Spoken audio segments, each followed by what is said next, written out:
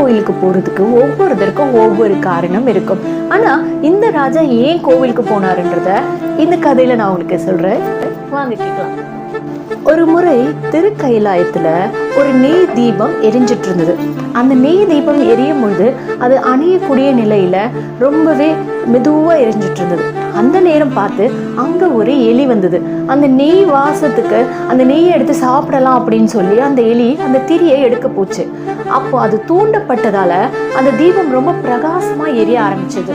உடனே இந்த நல்ல செயலால சிவன் அந்த இடத்துல வந்து அந்த எலிக்கு ஒரு அருள் புரிகிறாரு.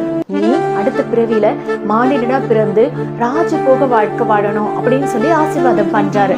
இந்த எலிதான் அடுத்த பிறவியில மகாபலி சக்கரவர்த்தியா ஒரு பெரிய ராஜாவா பிறந்ததா சொல்லப்படுது. இந்த ராஜா ராஜபோக வாழ்க்கையில வாழ்ந்தாலும் கொஞ்சம் செருக்கோடு இருந்தாரு.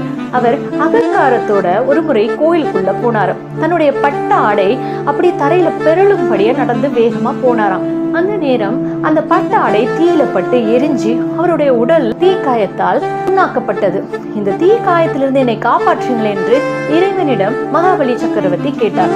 அப்ப இறைவன் சொன்னாராம், நீ இந்த கோவில்ல வந்து தினமும் வரிசையா விளக்கேத்தி வையே, உனக்கு அந்த தீக்காயங்கள் காலப்போக்கில ஆறிடும் அப்படின்னு அசிரீதியா சொன்னாராம். அதை கேட்டு அதுபடியே மகாபலி சக்கரவர்த்தியும் விளக்குகளை வரிசையாக ஏற்றி வைத்தாராம்.